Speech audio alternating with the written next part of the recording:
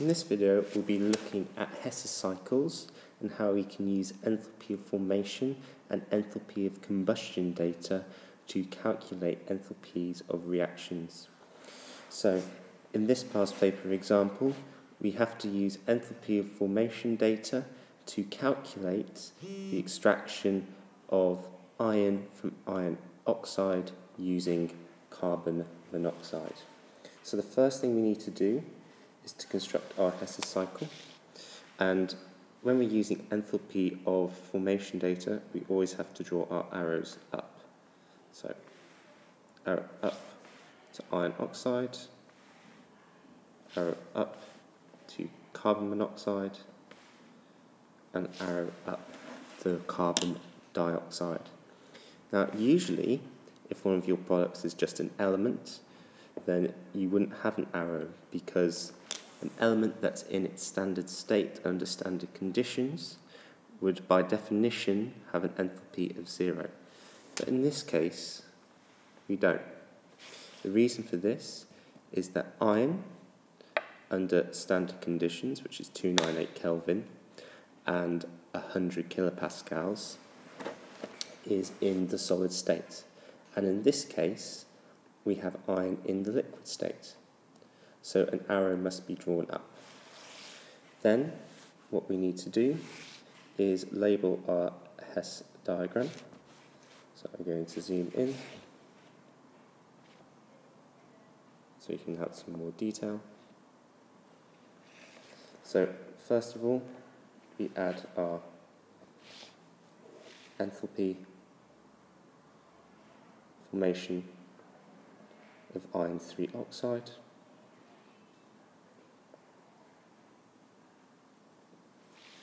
Then we have 3 multiples of our enthalpy of formation of carbon monoxide. We then have 2 times the enthalpy of formation of iron in the liquid state. And then we have 3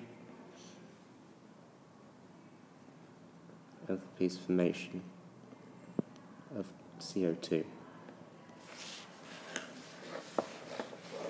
In the small equation in the bottom, we have our elements in our standard states. So we have 2 lots of iron, which is a solid in the standard state, plus 3C, graphites, plus 3 molecules of gaseous oxygen.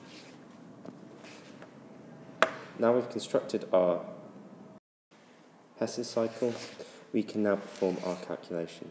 Now, when we're using enthalpy of formation data, we can use the following. So, the enthalpy of reaction equals the summation of the enthalpy of formation of the products minus the enthalpy sum of formation of the reactants. This makes sense if we have a look at our Hess cycle. Now, as we can see, if we are going from here, which is our reactants, to here, which is our products, and we go via the elements in their standard states, we can see that we go against the arrow for the reactants, and we go with the arrow for the products. So as we can see here, we have a positive enthalpy of formation and a negative enthalpy of reaction. Why? It's negative here because we go against the arrow, and it's positive here with the products because we go with the arrow when we do our independent route. Now, let's use the data that is in top of the question. So in this case, this will equal the following. So 2 times 14, which is the enthalpy of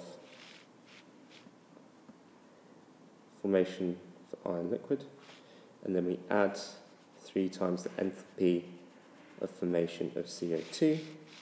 So in that case, that will be plus, don't forget brackets,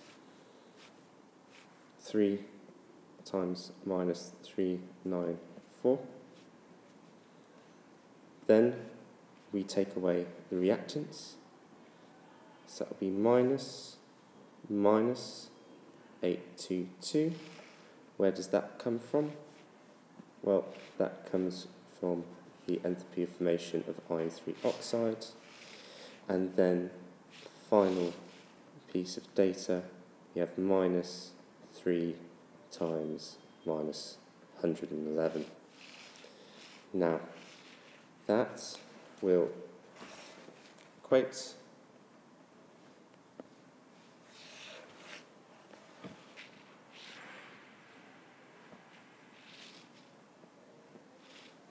to 28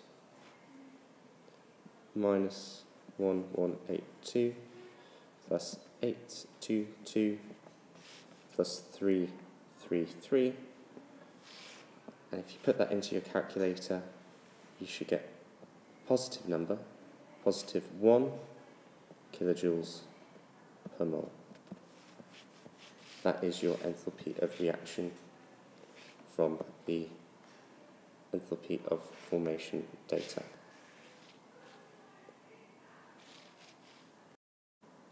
Now let's have a look at Hess's cycle calculations using enthalpy of combustion data. So here we have the enthalpy of formation of methane from carbon and hydrogen gas. And in the question we are given the enthalpy of combustion data. Now with enthalpy of combustion, you have arrows going down to your combustion products. In this case, the combustion product when oxygen reacts completely at standard temperatures and pressures in standard conditions would be carbon dioxide, and when hydrogen burns completely, combusts completely in excess oxygen, we get the combustion product of H2O. So that is our cycle. So if we want to label it this time, we have the enthalpy of combustion of carbon.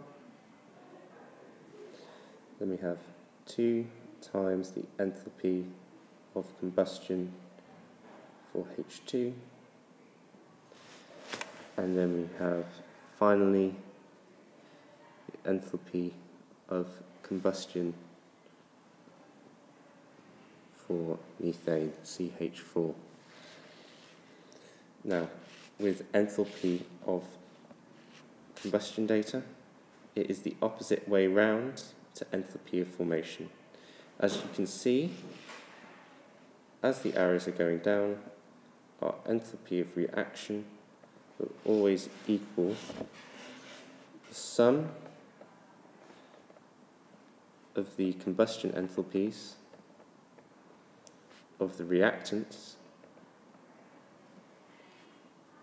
minus the sum of the combustion enthalpies of the products. So this is the opposite way round to formation enthalpy data. And again, we can see this as if we are going from the elements in their standard states here, down through their combustion products, and then up to the formation of methane. What you can see is you're going down with the arrows on the reactant side here, so it's positive. You're going against the arrows to methane, and that's why you have negative products. So positive reactants, negative products. So how does this work for our calculation? Well, that equals our reactants. So we have minus 394 plus 2 times minus 286 minus 890. Now if we do our calculations, what you should get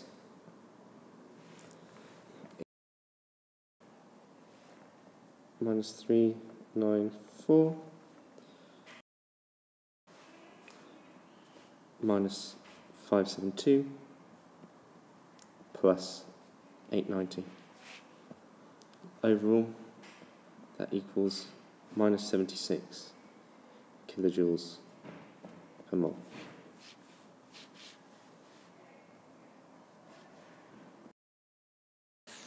And that is how you calculate enthalpies of reaction using combustion data. Hess cycles aren't exclusive to formation and combustion enthalpy data, but they are by far the most common. You can apply this to other enthalpy cycles as well, because remember Hess's law means that the enthalpy change of the reaction is independent of the route taken. So you don't have to use just only combustion or enthalpy data. You can use a mixture of both and a mixture of different enthalpy change reactions. So in this case, we're looking at the enthalpy change of ions of hydrogen and chloride in the gaseous form to ions of hydrogen and chloride in the aqueous form. In the second energetics topic that you will do in the A2 syllabus, you'll find out that this is actually the calculation of the enthalpy of hydration. So this is an enthalpy of hydration calculation, but you'll only come across this in the energetics 2 topic, which you'll cover in year 13. But the same principles apply. You follow the arrows around to get the answer. So if I label these ones delta H1, delta H2, and delta H3, and these correspond to the arrows at the top. So we have delta H1 here, and we have delta H2 and delta H3. Now, the enthalpy of this reaction would equal minus delta H1 plus delta H2 plus delta H3. Now, as they're all the stoichiometric coefficients are 1, we don't have to multiply any of this enthalpy data. And as you can see, if I get my pointer, you can see that this enthalpy change 1, goes against the arrow, and the other two go with the arrow when we construct our cycle. So that's why we have a negative delta H1 and a positive delta H2 and delta H3.